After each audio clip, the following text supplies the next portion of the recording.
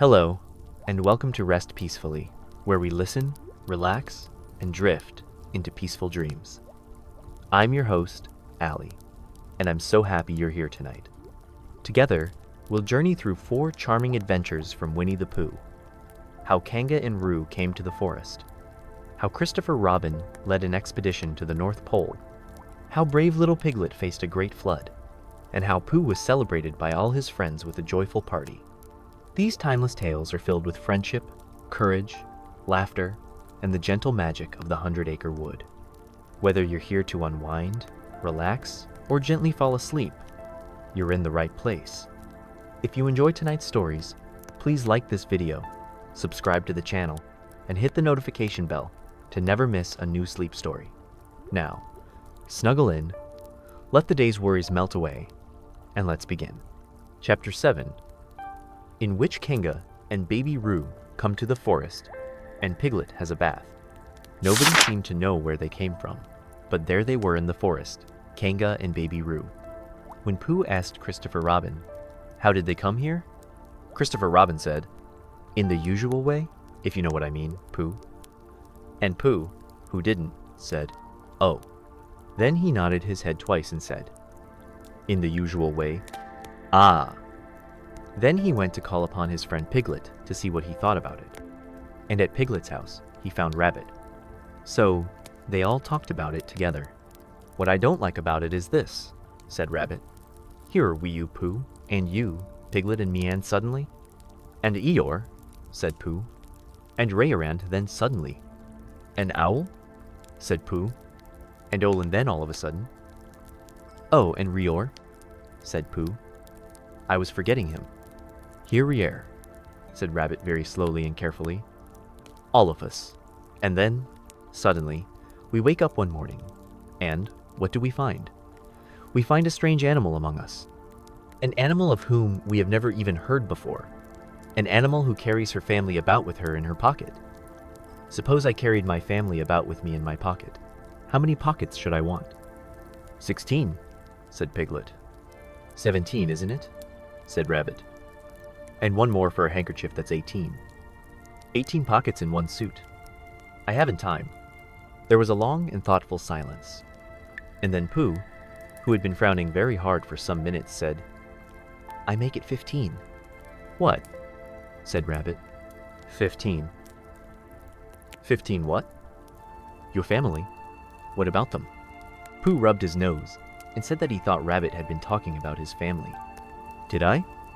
said Rabbit carelessly. "Yes, you said." "Never mind, Pooh," said Piglet impatiently.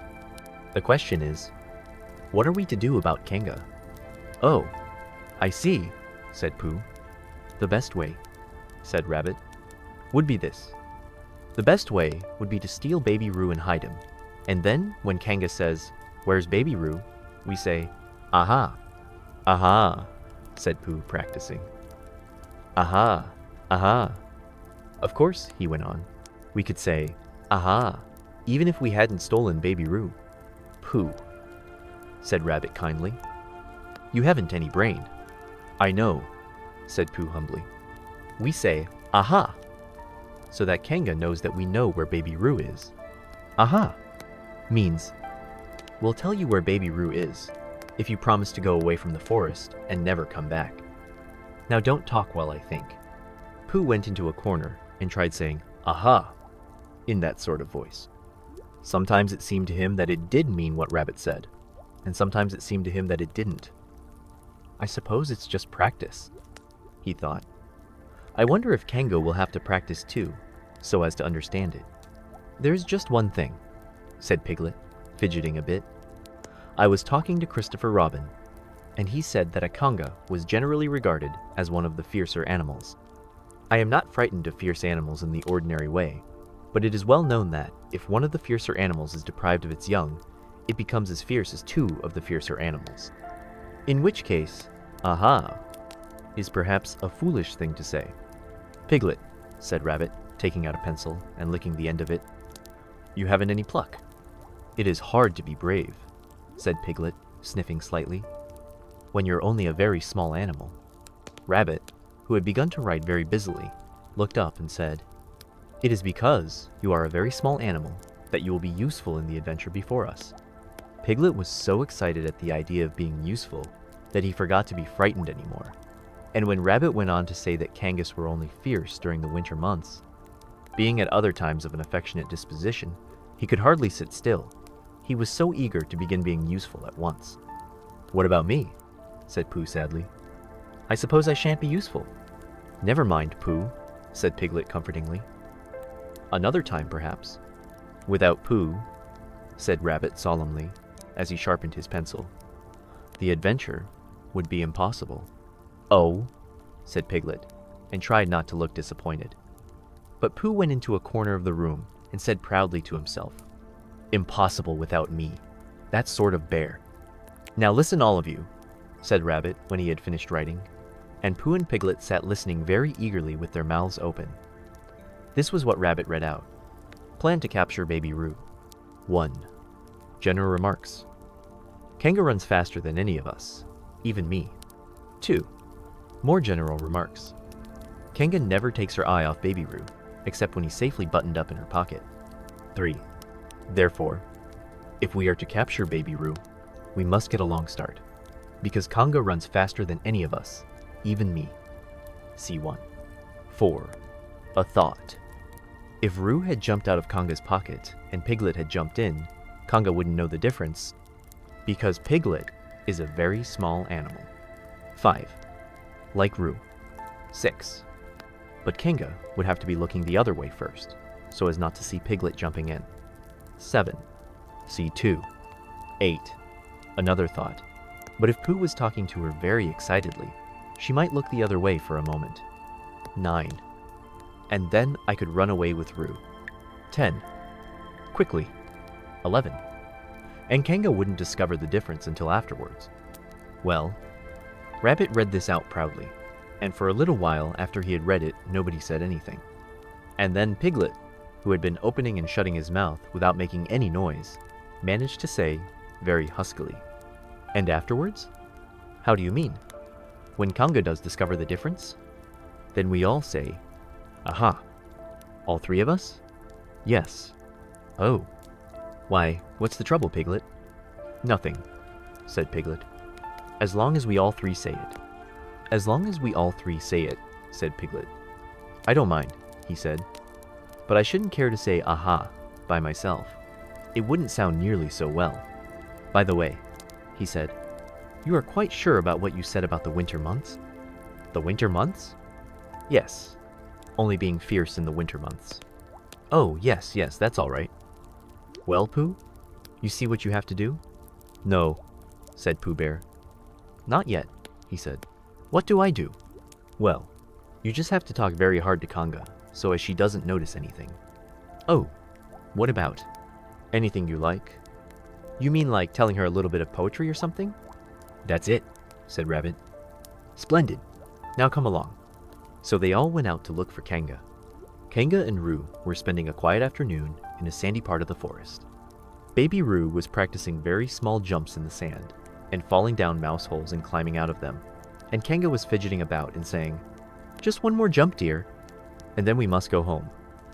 And at that moment, who should come stumping up the hill but Pooh? "Good afternoon, Kanga." "Good afternoon, Pooh."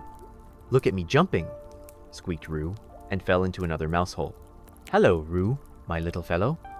"We were just going home," said Kanga. "Good afternoon, Rabbit." "Good afternoon, Piglet." Rabbit and Piglet, who had now come up from the other side of the hill, said, "Good afternoon," and "Hello, Roo." And Roo asked them to look at him jumping, so they stayed and looked. And Kanga looked too. "Oh, Kanga," said Pooh, after Rabbit had winked at him twice. "I don't know if you are interested in poetry at all?" "Hardly at all," said Kanga. "Oh?" said Pooh. "Roo, dear, just one more jump, and then we must go home." There was a short silence, while Roo fell down another mouse hole. "Go on," said Rabbit in a loud whisper behind his paw. "Talking of poetry," said Pooh, "I made up a little piece as I was coming along. It went like this. No, let me see. Fancy," said Kanga. "Now, Roo, dear." "You'll like this piece of poetry," said Rabbit. "You'll love it," said Piglet. "You must listen very carefully," said Rabbit. "So as not to miss any of it," said Piglet. "Oh yes," said Kanga, but she still looked at Baby Roo. "How did it go, Pooh?" said Rabbit. Pooh gave a little cough and began. "Lines written by a bear of very little brain. On Monday, when the sun is hot, I wonder to myself a lot. Now is it true, or is it not, that what is which, and which is what? On Tuesday, when it hails and snows, the feeling on me grows and grows, that hardly anybody knows, if those are these, or these are those. On Wednesday, when the sky is blue, and I have nothing else to do, I sometimes wonder if it's true, that who is what, and what is who. On Thursday, when it starts to freeze, and hoarfrost twinkles on the trees, how very readily one sees that these are whose but whose are these. On Friday, yes it is, isn't it?" said Kanga, not waiting to hear what happened on Friday. "Just one more jump, Roo dear, and then we really must be going." Rabbit gave Pooh a hurrying up sort of nudge. "Talking of poetry," said Pooh quickly, "have you ever noticed that tree right over there?" "Where?" said Kanga. "Now, Roo." "Right over there," said Pooh, pointing behind Kanga's back. "No," said Kanga. "Now jump in, Roo dear, and we'll go home." "You ought to look at that tree right over there," said Rabbit. "Shall I lift you in, Roo?" And he picked up Roo in his paws. "I can see a bird in it from here," said Pooh. "Or is it a fish?" "You ought to see that bird from here," said Rabbit. "Unless it's a fish." "It isn't a fish, it's a bird," said Piglet. "So it is," said Rabbit. "Is it a starling or a blackbird?" said Pooh. "That's the whole question," said Rabbit. "Is it a blackbird or a starling?" And then at last, Kanga did turn her head to look. And the moment that her head was turned, Rabbit said in a loud voice, "In you go, Roo!" And in jumped Piglet into Kanga's pocket, and off scampered Rabbit, with Roo in his paws, as fast as he could. "Why, where's Rabbit?" said Kanga, turning round again. "Are you all right, Roo dear?" Piglet made a squeaky Roo noise from the bottom of Kanga's pocket. "Rabbit had to go away," said Pooh. "I think he thought of something he had to go and see about suddenly." "And Piglet?" "I think Piglet thought of something at the same time. Suddenly. Well, we must be getting home," said Kanga. "Goodbye, Pooh." And in 3 large jumps, she was gone. Pooh looked after her as she went. "I wish I could jump like that," he thought. "Some can and some can't. That's how it is." But there were moments when Piglet wished that Kanga couldn't. Often, when he had had a long walk home through the forest, he had wished that he were a bird. But now he thought jerkily to himself at the bottom of Kanga's pocket, "This take, if, is, shall really to, flying I never it." And as he went up in the air, he said, "Ooh." And as he came down, he said, "Ow." And he was saying, "Ooh-ow, ooh-ow, ooh-ow," all the way to Kanga's house. Of course, as soon as Kanga unbuttoned her pocket, she saw what had happened. Just for a moment, she thought she was frightened, and then she knew she wasn't, for she felt quite sure that Christopher Robin would never let any harm happen to Roo. So she said to herself, "If they are having a joke with me, I will have a joke with them. Now then, Roo dear," she said, as she took Piglet out of her pocket. "Bedtime." "Aha," said Piglet, as well as he could after his terrifying journey. But it wasn't a very good "aha," and Kanga didn't seem to understand what it meant. "Bath first," said Kanga in a cheerful voice. "Aha," said Piglet again, looking round anxiously for the others. But the others weren't there. Rabbit was playing with Baby Roo in his own house, and feeling more fond of him every minute. And Pooh, who had decided to be a Kanga, was still at the sandy place on the top of the forest, practicing jumps. "I am not at all sure," said Kanga in a thoughtful voice, "that it wouldn't be a good idea to have a cold bath this evening. Would you like that, Roo dear?" Piglet, who had never been really fond of baths, shuddered a long, indignant shudder, and said in as brave a voice as he could, "Kanga, I see that the time has come to speak plainly. Funny little Roo, said Kanga, as she got the bathwater ready. I am not Roo, said Piglet loudly. I am Piglet. Yes, dear. Yes, said Kanga soothingly, and imitating Piglet's voice too. So clever of him, she went on, as she took a large bar of yellow soap out of the cupboard. What will he be doing next? Can't you see? Shouted Piglet. Haven't you got eyes? Look at me. I am looking, Roo, dear, said Kanga rather severely. And you know what I told you yesterday about making faces. If you go on making faces like piglets, you will grow up to look like Piglet and then think how sorry you will be.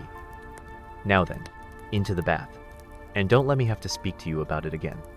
Before he knew where he was, Piglet was in the bath, and Kanga was scrubbing him firmly with a large lathery flannel. Ow! Cried Piglet. Let me out. I'm Piglet.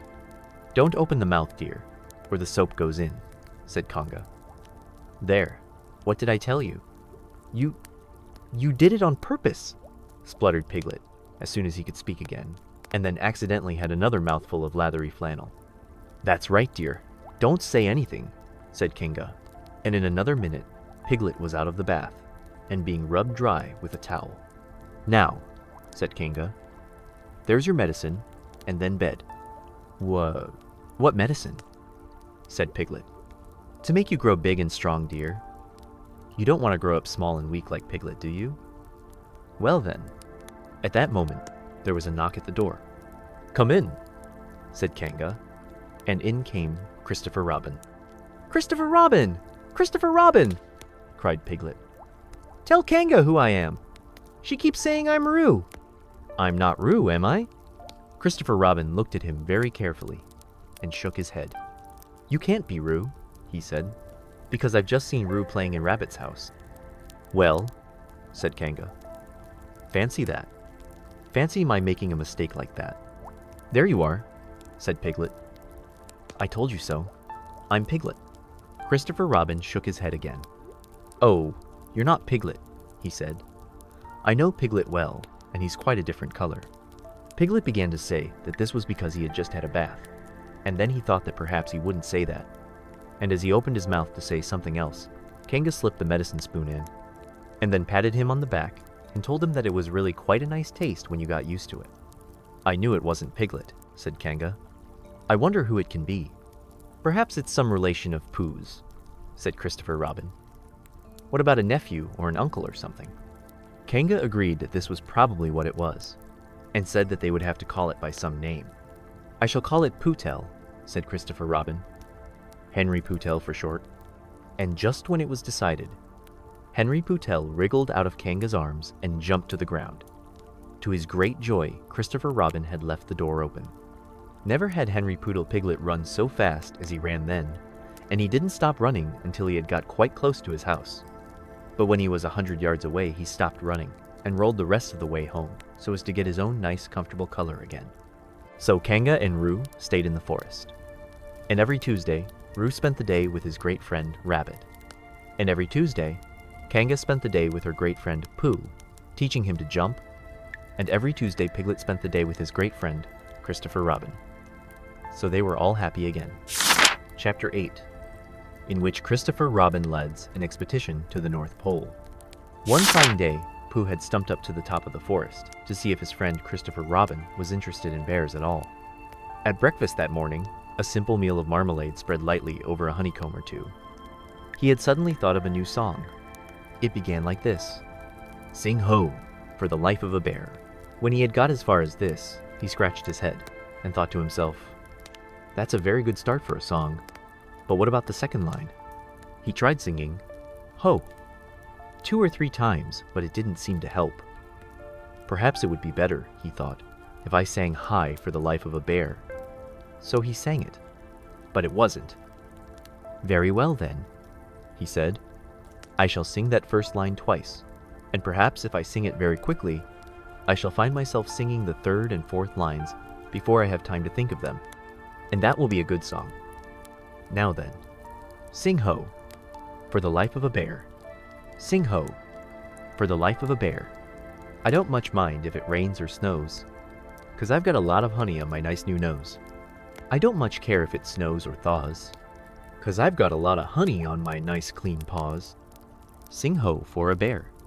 Sing ho for a Pooh. And I'll have a little something in an hour or two. He was so pleased with this song that he sang it all the way to the top of the forest.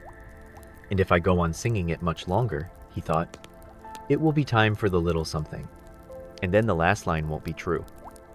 So he turned it into a hum instead. Christopher Robin was sitting outside his door, putting on his big boots. As soon as he saw the big boots, Pooh knew that an adventure was going to happen, and he brushed the honey off his nose with the back of his paw and spruced himself up as well as he could, so as to look ready for anything. "Good morning, Christopher Robin," he called out. "Hello, Pooh Bear. I can't get this boot on." "That's bad," said Pooh. "Do you think you could very kindly lean against me, 'cause I keep pulling so hard that I fall over backwards?" Pooh sat down, dug his feet into the ground, and pushed hard against Christopher Robin's back. And Christopher Robin pushed hard against his, and pulled at his boot until he had got it on. "And that's that," said Pooh. "What do we do next?" "We are all going on an expedition," said Christopher Robin, as he got up and brushed himself. "Thank you, Pooh." "Going on an expedition?" said Pooh eagerly. "I don't think I've ever been on one of those. Where are we going to on this expedition?"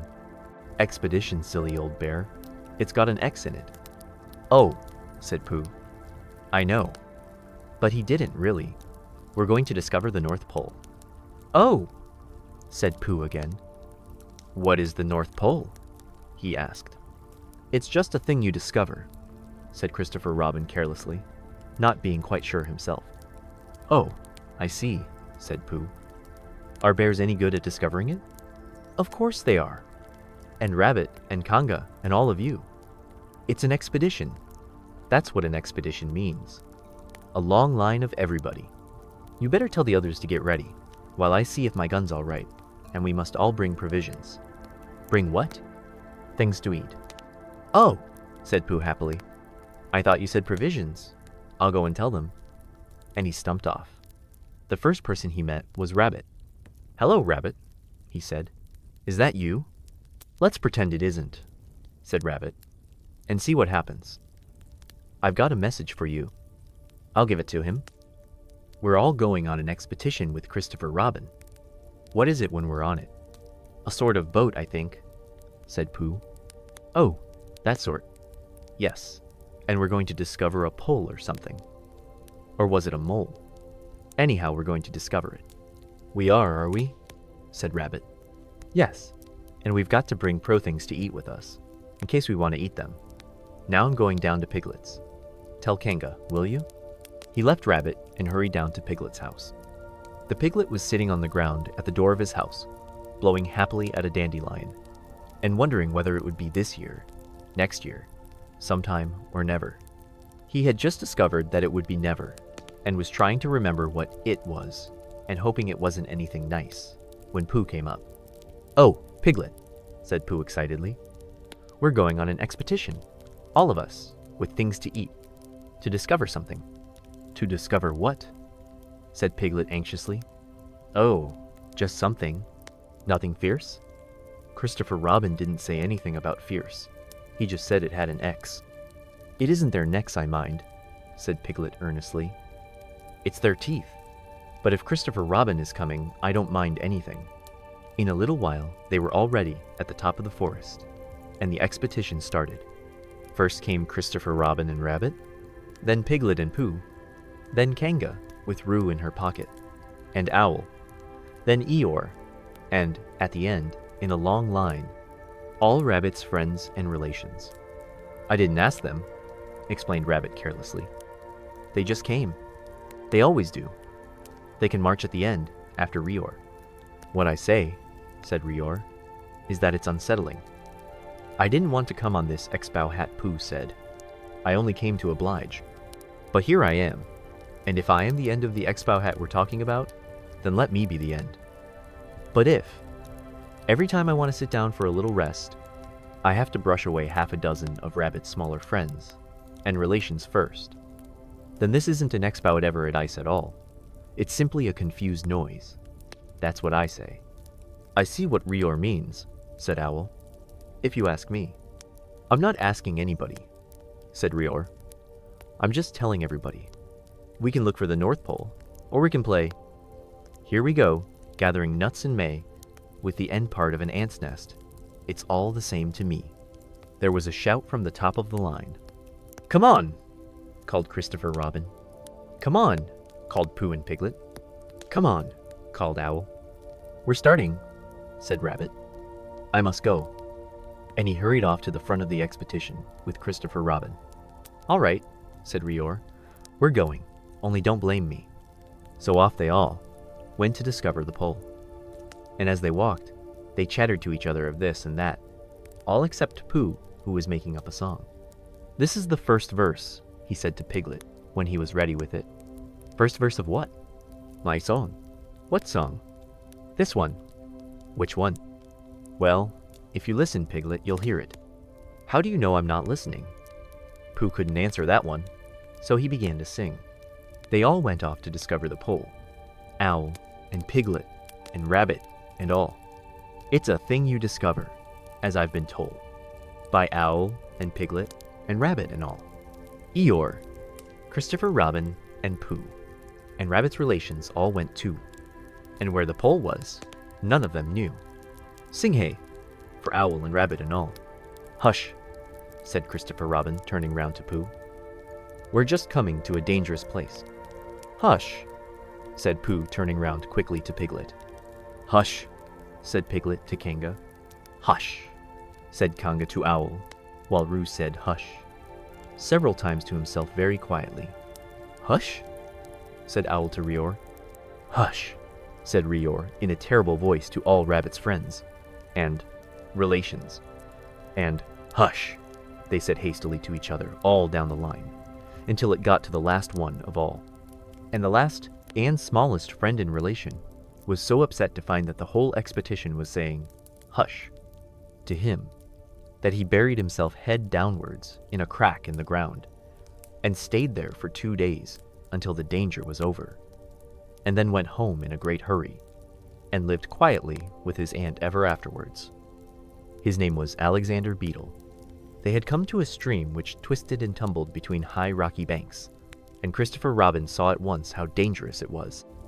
It's just the place, he explained, for an ambush. What sort of bush? Whispered Pooh to Piglet. A gorse bush?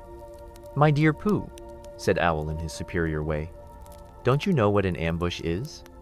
Owl, said Piglet, looking round at him severely. Pooh's whisper was a perfectly private whisper, and there was no need. An ambush, said Owl, is a sort of surprise. So is a gorse bush sometimes, said Pooh. An ambush, as I was about to explain to Pooh, said Piglet, is a sort of surprise. If people jump out at you suddenly, that's an ambush, said Owl. It's an ambush, Pooh, when people jump at you suddenly, explained Piglet. Pooh, who now knew what an ambush was, said that a gorse bush had sprung at him suddenly one day when he fell off a tree, and he had taken 6 days to get all the prickles out of himself. We are not talking about gorse bushes, said Owl a little crossly. I am, said Pooh. They were climbing very cautiously up the stream now, going from rock to rock, and after they had gone a little way, they came to a place where the banks widened out at each side, so that on each side of the water there was a level strip of grass on which they could sit down and rest. As soon as he saw this, Christopher Robin called halt, and they all sat down and rested. I think, said Christopher Robin, that we ought to eat all our provisions now, so that we shan't have so much to carry. Eat all our what? Said Pooh. All that we've brought, said Piglet, getting to work. That's a good idea, said Pooh, and he got to work too. Have you all got something? Asked Christopher Robin with his mouth full. All except me, said Rayor, as usual. He looked round at them in his melancholy way. I suppose none of you are sitting on a thistle by any chance. I believe I am, said Pooh. Ow! He got up and looked behind him. Yes, I was. I thought so. Thank you, Pooh, if you've quite finished with it. He moved across to Pooh's place and began to eat. It don't do them any good, you know, sitting on them, he went on, as he looked up munching. Takes all the life out of them. Remember that another time, all of you. A little consideration, a little thought for others, makes all the difference. As soon as he had finished his lunch, Christopher Robin whispered to Rabbit, and Rabbit said, "Yes, yes, of course." And they walked a little way up the stream together. "I didn't want the others to hear," said Christopher Robin. "Quite so," said Rabbit, looking important. I wondered it's only Rabbit. I suppose you don't know. What does the North Pole look like?" "Well," said Rabbit, stroking his whiskers. "Now you're asking me. I did know once, only I've sort of forgotten," said Christopher Robin carelessly. "It's a funny thing," said Rabbit, "but I've sort of forgotten too, although I did know once. I suppose it's just a pole stuck in the ground?" "Sure to be a pole," said Rabbit. "Because of calling it a pole, and if it's a pole, well, I should think it would be sticking in the ground, shouldn't you? Because there'd be nowhere else to stick it." "Yes, that's what I thought. The only thing," said Rabbit, "is, where's it sticking?" "That's what we're looking for," said Christopher Robin. They went back to the others. Piglet was lying on his back, sleeping peacefully. Roo was washing his face and paws in the stream, while Kanga explained to everybody proudly that this was the first time he had ever washed his face himself. And Owl was telling Kanga an interesting anecdote full of long words like encyclopedia and rhododendron, to which Kanga wasn't listening. "I don't hold with all this washing," grumbled Rior. "This modern behind, the ear's nonsense. What do you think, Pooh?" "Well," said Pooh, "I think." But we shall never know what Pooh thought, for there came a sudden squeak from Roo, a splash, and a loud cry of alarm from Kanga. "So much for washing," said Rior.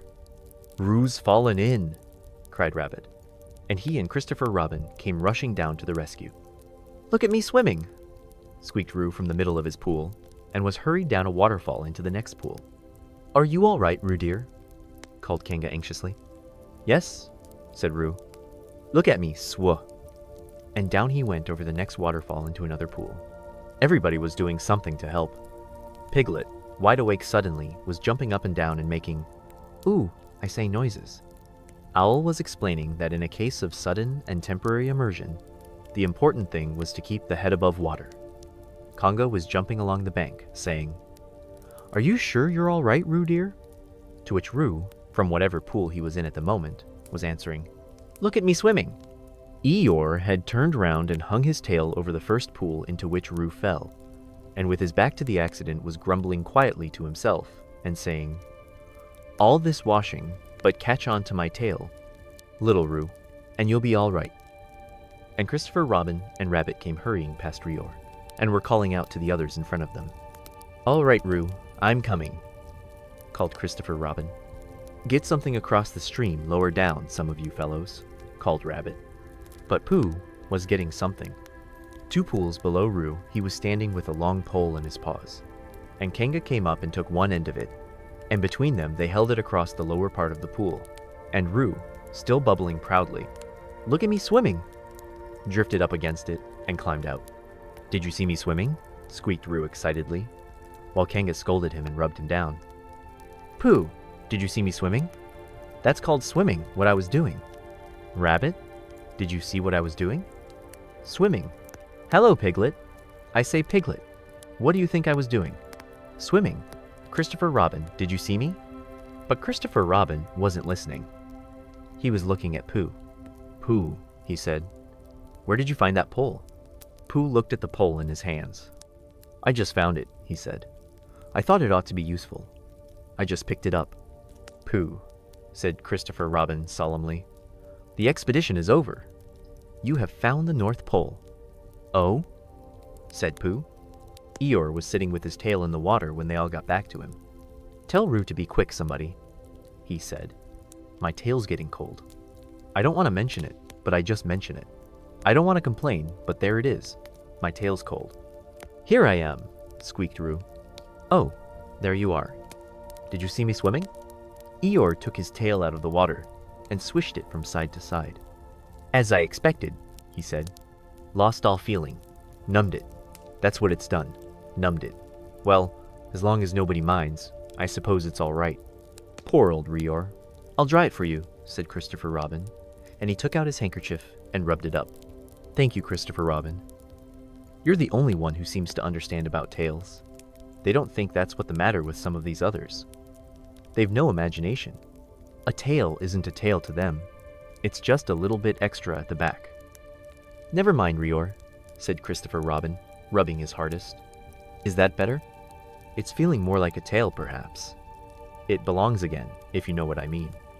Hello, Eeyore, said Pooh, coming up to them with his pole. Hello, Pooh. Thank you for asking, but I shall be able to use it again in a day or two. Use what? Said Pooh. What we are talking about. I wasn't talking about anything, said Pooh, looking puzzled. My mistake again. I thought you were saying how sorry you were about my tail, being all numb, and could you do anything to help? No, said Pooh. That wasn't me, he said. He thought for a little and then suggested helpfully. Perhaps it was somebody else. Well, thank him for me when you see him. Pooh looked anxiously at Christopher Robin. Pooh's found the North Pole, said Christopher Robin. Isn't that lovely? Pooh looked modestly down. Is that it? Said Rior. Yes, said Christopher Robin. Is that what we were looking for? Yes, said Pooh. Oh, said Rior. Well, anyhow, it didn't rain, he said. They stuck the pole in the ground, and Christopher Robin tied a message onto it. North Pole, discovered by Pooh. Pooh found it. Then they all went home again. And I think, but I am not quite sure, that Roo had a hot bath and went straight to bed. But Pooh went back to his own house, and feeling very proud of what he had done, had a little something to revive himself. Chapter 9, in which Piglet is entirely surrounded by water. It rained, and it rained, and it rained. Piglet told himself that never in all his life, and he was goodness knows how old, 3, was it, or 4? Never had he seen so much rain, days, and days, and days. If only, he thought as he looked out of the window, I had been in Pooh's house, or Christopher Robin's house, or Rabbit's house when it began to rain, then I should have had company all this time, instead of being here all alone, with nothing to do except wonder when it will stop. And he imagined himself with Pooh, saying, Did you ever see such rain, Pooh? And Pooh saying, Isn't it awful, Piglet? And Piglet saying, I wonder how it is over Christopher Robin's way. And Pooh saying, I should think poor old Rabbit is about flooded out by this time. It would have been jolly to talk like this, and really, it wasn't much good having anything exciting like floods, if you couldn't share them with somebody, for it was rather exciting. The little dry ditches in which Piglet had nosed about so often had become streams. The little streams across which he had splashed were rivers, and the river, between whose steep banks they had played so happily, had sprawled out of its own bed and was taking up so much room everywhere that Piglet was beginning to wonder whether it would be coming into his bed soon. It's a little anxious, he said to himself, to be a very small animal entirely surrounded by water. Christopher Robin and Pooh could escape by climbing trees, and Kanga could escape by jumping, and Rabbit could escape by burrowing, and Owl could escape by flying, and Eeyore could escape by making a loud noise until rescued. And here am I, surrounded by water, and I can't do anything. It went on raining, and every day the water got a little higher, until now it was nearly up to Piglet's window, and still he hadn't done anything. There's Pooh, he thought to himself. Pooh hasn't much brain, but he never comes to any harm. He does silly things, and they turn out right. There's Owl. Owl hasn't exactly got brain, but he knows things. He would know the right thing to do when surrounded by water. There's Rabbit. He hasn't learnt in books, but he can always think of a clever plan. There's Kanga. She isn't clever, Kanga isn't, but she would be so anxious about Roo that she would do a good thing to do without thinking about it. And then there's Eeyore. And Eeyore is so miserable anyhow that he wouldn't mind about this. But I wonder what Christopher Robin would do. Then suddenly he remembered a story which Christopher Robin had told him about a man on a desert island who had written something in a bottle and thrown it in the sea. And Piglet thought that if he wrote something in a bottle and threw it in the water, perhaps somebody would come and rescue him. He left the window and began to search his house, all of it that wasn't underwater. And at last he found a pencil and a small piece of dry paper, and a bottle with a cork to it. And he wrote on one side of the paper, "Help, Piglet me." And on the other side, "It's me, Piglet. Help, help." Then he put the paper in the bottle, and he corked the bottle up as tightly as he could, and he leant out of his window as far as he could lean without falling in, and he threw the bottle as far as he could throw. Splash! And in a little while, it bobbed up again on the water, and he watched it floating slowly away in the distance, until his eyes ached with looking. And sometimes he thought it was the bottle, and sometimes he thought it was just a ripple on the water which he was following. And then suddenly, he knew that he would never see it again, and that he had done all that he could do to save himself. Winnie the Pooh Piglet Bottle. So now, he thought, somebody else will have to do something, and I hope they will do it soon, because if they don't, I shall have to swim, which I can't. So I hope they do it soon. And then he gave a very long sigh and said, I wish Pooh were here. It's so much more friendly with two. When the rain began, Pooh was asleep. It rained, and it rained, and it rained, and he slept, and he slept, and he slept. He had had a tiring day. You remember how he discovered the North Pole? Well, he was so proud of this that he asked Christopher Robin if there were any other poles such as a bear of little brain might discover. There's a South Pole, said Christopher Robin, and I expect there's an East Pole and a West Pole, though people don't like talking about them. Pooh was very excited when he heard this, and suggested that they should have an expedition to discover the East Pole, but Christopher Robin had thought of something else to do with Conga. So Pooh went out to discover the East Pole by himself.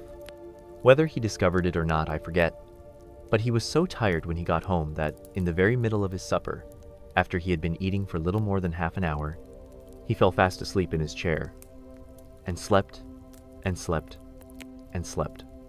Then suddenly, he was dreaming. He was at the East Pole, and it was a very cold pole, with the coldest sort of snow and ice all over it. He had found a beehive to sleep in, but there wasn't room for his legs, so he had left them outside. And wild woozles, such as inhabit the East Pole, came and nibbled all the fur off his legs to make nests for their young. And the more they nibbled, the colder his legs got, until suddenly he woke up with an ow. And there he was, sitting in his chair with his feet in the water, and water all around him. He splashed to his door and looked out. This is serious, said Pooh. I must have an escape. So he took his largest pot of honey and escaped with it to a broad branch of his tree, well above the water, and then he climbed down again and escaped with another pot. And when the whole escape was finished, there was Pooh sitting on his branch, dangling his legs, and there, beside him, were 10 pots of honey. 2 days later, there was Pooh, sitting on his branch, dangling his legs, and there, beside him, were 4 pots of honey. 3 days later, there was Pooh, sitting on his branch, dangling his legs, and there beside him was 1 pot of honey. 4 days later, there was Pooh. And it was on the morning of the 4th day that Piglet's bottle came floating past him, and with one loud cry of, "Honey!" Pooh plunged into the water, seized the bottle, and struggled back to his tree again. "Bother," said Pooh as he opened it. "All that wet for nothing. What's that bit of paper doing?" He took it out and looked at it. "It's a message," he said to himself. "That's what it is. And that letter is a P, and so is that, and so is that, and P means Pooh. So it's a very important message to me, and I can't read it. I must find Christopher Robin, or Owl, or Piglet, one of those clever readers who can read things, and they will tell me what this message means. Only I can't swim. Bother." Then he had an idea, and I think that for a bear of very little brain, it was a good idea. He said to himself, "If a bottle can float, then a jar can float. And if a jar floats, I can sit on the top of it, if it's a very big jar." So he took his biggest jar and corked it up. "All boats have to have a name," he said, "so I shall call mine the Floating Bear." And with these words, he dropped his boat into the water and jumped in after it. For a little while, Pooh and the Floating Bear were uncertain as to which of them was meant to be on the top, but after trying 1 or 2 different positions, they settled down with the Floating Bear underneath, and Pooh triumphantly astride it, paddling vigorously with his feet. Christopher Robin lived at the very top of the forest. It rained, and it rained, and it rained, but the water couldn't come up to his house. It was rather jolly to look down into the valleys and see the water all around him, but it rained so hard that he stayed indoors most of the time and thought about things. Every morning he went out with his umbrella and put a stick in the place where the water came up to, and every next morning he went out and couldn't see his stick anymore, so he put another stick in the place where the water came up to, and then he walked home again. And each morning he had a shorter way to walk than he had had the morning before. On the morning of the 5th day, he saw the water all round him and knew that for the first time in his life he was on a real island, which was very exciting. It was on this morning that Owl came flying over the water to say, "How do you do?" to his friend Christopher Robin. "I say, Owl," said Christopher Robin, "isn't this fun? I'm on an island. The atmospheric conditions have been very unfavorable lately," said Owl. "The what?" "It has been raining," explained Owl. "Yes," said Christopher Robin, "it has. The flood level has reached an unprecedented height." "The who?" "There's a lot of water about," explained Owl. "Yes," said Christopher Robin, "there is. However, the prospects are rapidly becoming more favorable. At any moment." "Have you seen Pooh?" "No, at any moment." "I hope he's all right," said Christopher Robin. "I've been wondering about him. I expect piglets with him. Do you think they're all right, Owl?" "Owl?" "I expect so. You see, at any moment. Do go and see, Owl, because Pooh hasn't got very much brain, and he might do something silly, and I do love him so, Owl. Do you see, Owl?" "That's all right," said Owl. "I'll go, back directly." And he flew off. In a little while he was back again. "Pooh isn't there," he said. "Not there?" "Has been there. He's been sitting on a branch of his tree outside his house with 9 pots of honey. But he isn't there now." "Oh, Pooh!" cried Christopher Robin. "Where are you?" "Here I am," said a growly voice behind him. "Pooh." They rushed into each other's arms. "How did you get here, Pooh?" asked Christopher Robin when he was ready to talk again. "On my boat," said Pooh proudly. "I had a very important message sent me in a bottle, and owing to having got some water in my eyes, I couldn't read it, so I brought it to you, on my boat." With these proud words, he gave Christopher Robin the message. "But it's from Piglet!" cried Christopher Robin when he had read it. "Isn't there anything about Pooh in it?" asked Bear, looking over his shoulder. Christopher Robin read the message aloud. "Oh, are those Peas piglets? I thought they were Pooh's. We must rescue him at once. I thought he was with you, Pooh. Owl, could you rescue him on your back?" "I don't think so," said Owl, after grave thought. "It is doubtful if the necessary dorsal muscles." "Then would you fly to him at once and say that rescue is coming? And Pooh and I will think of a rescue and come as quick as ever we can." "Oh, don't talk, Owl. Go on quick." And, still thinking of something to say, Owl flew off. "Now then, Pooh," said Christopher Robin, "where's your boat?" "I ought to say," explained Pooh as they walked down to the shore of the island, "that it isn't just an ordinary sort of boat. Sometimes it's a boat, and sometimes it's more of an accident. It all depends." "Depends on what?" "On whether I'm on the top of it or underneath it." "Oh, well, where is it?" "There," said Pooh, pointing proudly to the floating bear. It wasn't what Christopher Robin expected, and the more he looked at it, the more he thought what a brave and clever bear Pooh was, and the more Christopher Robin thought this, the more Pooh looked modestly down his nose and tried to pretend he wasn't. "But it's too small for 2 of us," said Christopher Robin sadly. 3 of us with Piglet. That makes it smaller still. Oh, Pooh Bear, what shall we do?" And then this bear, Pooh Bear, Winnie the Pooh, F.O.P., friend of Piglets, R.C., Rabbit's companion, P.D., Pole Discoverer, E.C. and T.F., Eeyore's Comforter and Tailfinder. In fact, Pooh himself said something so clever that Christopher Robin could only look at him with mouth open and eyes staring, wondering if this was really the bear of very little brain, whom he had known and loved so long. "We might go in your umbrella," said Pooh. "We might go in your umbrella," said Pooh. "We might go in your umbrella," said Pooh. For suddenly, Christopher Robin saw that they might. He opened his umbrella and put it point downwards in the water. It floated, but wobbled. Pooh got in. He was just beginning to say that it was all right now, when he found that it wasn't. So after a short drink, which he didn't really want, he waded back to Christopher Robin. Then they both got in together, and it wobbled no longer. "I shall call this boat the Brain of Pooh," said Christopher Robin, and the Brain of Pooh set sail forthwith in a southwesterly direction, revolving gracefully. You can imagine Piglet's joy when at last the ship came in sight of him. In after years, he liked to think that he had been in very great danger during the terrible flood, but the only danger he had really been in was in the last half hour of his imprisonment, when Owl, who had just flown up, sat on a branch of his tree to comfort him, and told him a very long story about an aunt who had once laid a seagull's egg by mistake, and the story went on, rather like this sentence, until Piglet, who was listening out of his window without much hope, went to sleep quietly and naturally, slipping slowly out of the window towards the water until he was only hanging on by his toes. At which moment, luckily, a sudden loud squawk from Owl, which was really part of the story, being what his aunt said, woke the piglet up and just gave him time to jerk himself back into safety and say, "How interesting. And did she?" When, well, you can imagine his joy when at last he saw the good ship, Brain of Pooh, Captain C. Robin, honest mate, P. Bear, coming over the sea to rescue him. Christopher Robin and Pooh again. And that is really the end of the story, and I am very tired after that last sentence. I think I shall stop there. Chapter 10. Robin gives Pooh a party, and we say goodbye. One day, when the sun had come back over the forest, bringing with it the scent of May, and all the streams of the forest were tinkling happily to find themselves their own pretty shape again, and the little pools lay dreaming of the life they had seen, and the big things they had done.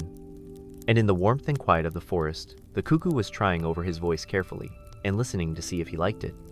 And wood pigeons were complaining gently to themselves, in their lazy, comfortable way, that it was the other fellow's fault, but it didn't matter very much. On such a day as this, Christopher Robin whistled in a special way he had. An owl came flying out of the 100-acre wood to see what was wanted. "Owl," said Christopher Robin, "I am going to give a party."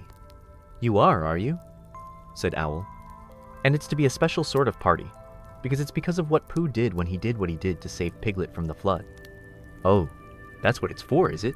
said Owl. "Yes. So will you tell Pooh as quickly as you can, and all the others, because it will be tomorrow." "Oh, it will it?" said Owl, still being as helpful as possible. "So, will you go and tell them, Owl?" Owl tried to think of something very wise to say, but couldn't, so he flew off to tell the others. And the first person he told was Pooh. "Pooh," he said, "Christopher Robin is giving a party." "Oh," said Pooh. And then seeing that Owl expected him to say something else, he said, "Will there be those little cake things with pink sugar icing?" Owl felt that it was rather beneath him to talk about little cake things with pink sugar icing. So he told Pooh exactly what Christopher Robin had said, and flew off to Eeyore. "A party for me?" thought Pooh to himself. "How grand." And he began to wonder if all the other animals would know that it was a special Pooh party. And if Christopher Robin had told them about the floating bear and the Brain of Pooh, and all the wonderful ships he had invented and sailed on, and he began to think how awful it would be if everybody had forgotten about it, and nobody quite knew what the party was for. And the more he thought like this, the more the party got muddled in his mind, like a dream when nothing goes right. And the dream began to sing itself over in his head until it became a sort of song. It was an anxious Pooh song. 3. Cheers for Pooh. For who? For Pooh. Why, what did he do? I thought you knew. He saved his friend from a wedding. 3. Cheers for Bear. For where? For Bear. He couldn't swim, but he rescued him. He rescued who? Oh, listen, do. I am talking of Pooh. Of who? Of Pooh. I'm sorry, I keep forgetting. Well, Pooh was a bear of enormous brain. Just say it again. Of enormous brain. Of enormous what? Well, he ate a lot, and I don't know if he could swim or not, but he managed to float. On a sort of boat? On a sort of what? Well, a sort of pot. So now, let's give him 3 hearty cheers. So now let's give him 3 hearty wishes, and hope he'll be with us for years and years, and grow in health and wisdom and riches. 3. Cheers for Pooh. For who? For Pooh. 3. Cheers for Bear. For where? For Bear. 3 cheers for the wonderful Winnie the Pooh. Just tell me, somebody, what did he do? While this was going on inside him, Owl was talking to Eeyore. Eeyore, said Owl, Christopher Robin is giving a party. Very interesting, said Eeyore. I suppose they will be sending me down the odd bits which got trodden on. Kind and thoughtful. Not at all. Don't mention it. There is an invitation for you. What's that like? An invitation? Yes, I heard you. Who dropped it? This isn't anything to eat. It's asking you to the party. Tomorrow. Eeyore shook his head slowly. You mean Piglet? The little fellow with the excited ears. That's Piglet. I'll tell him. No, no, said Owl, getting quite fussy. It's you. Are you sure? Of course I'm sure. Christopher Robin said, all of them. Tell all of them. All of them? Except Eeyore? All of them, said Owl sulkily. Ah, said Eeyore. A mistake, no doubt, but still I shall come. Only don't blame me if it rains. But it didn't rain. Christopher Robin had made a long table out of some long pieces of wood, and they all sat round it. Christopher Robin sat at one end, and Pooh sat at the other. And between them on one side were Owl and Eeyore and Piglet. And between them on the other side were Rabbit and Roo and Kanga. And all Rabbit's friends and relations spread themselves about on the grass, and waited hopefully in case anybody spoke to them, or dropped anything, or asked them the time.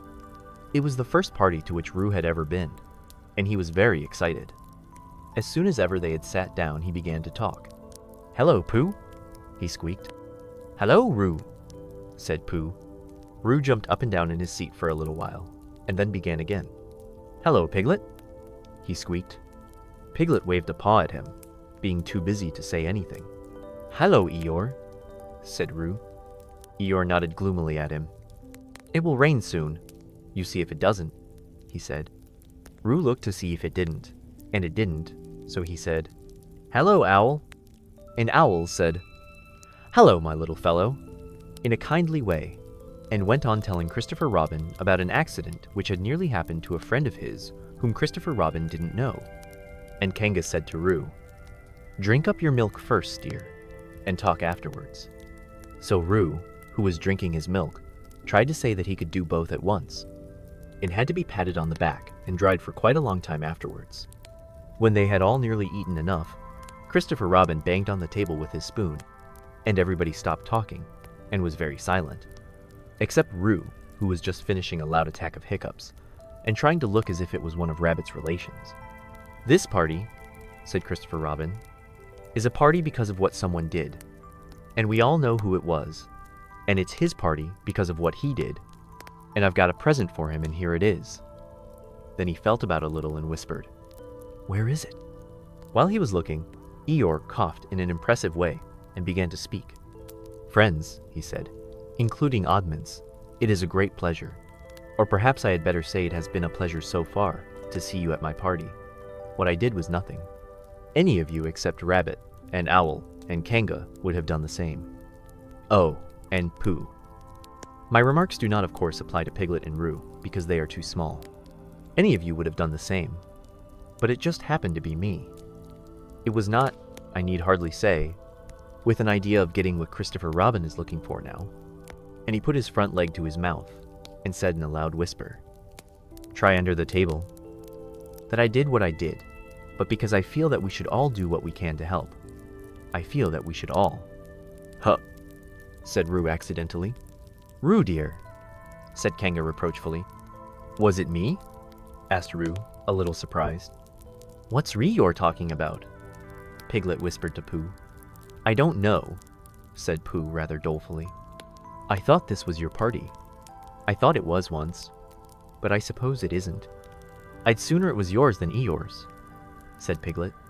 So would I, said Pooh. Hup, said Roo again. As he was saying, said Rior loudly and sternly. As I was saying when I was interrupted by various loud sounds, I feel that. Here it is, cried Christopher Robin excitedly. Pass it down to silly old Pooh. It's for Pooh. For Pooh? Said Rior. Of course it is. The best bear in all the world. I might have known, said Rior. After all, one can't complain. I have my friends. Somebody spoke to me only yesterday. And was it last week or the week before that?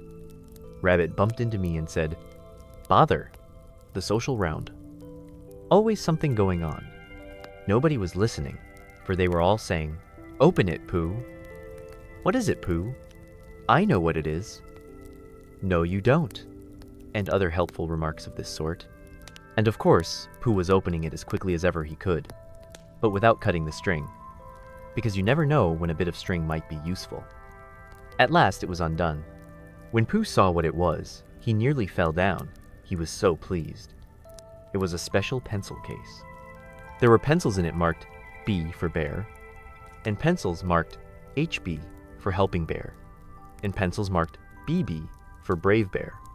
There was a knife for sharpening the pencils, an India rubber for rubbing out anything which you had spelt wrong, and a ruler for ruling lines for the words to walk on, and inches marked on the ruler, in case you wanted to know how many inches anything was.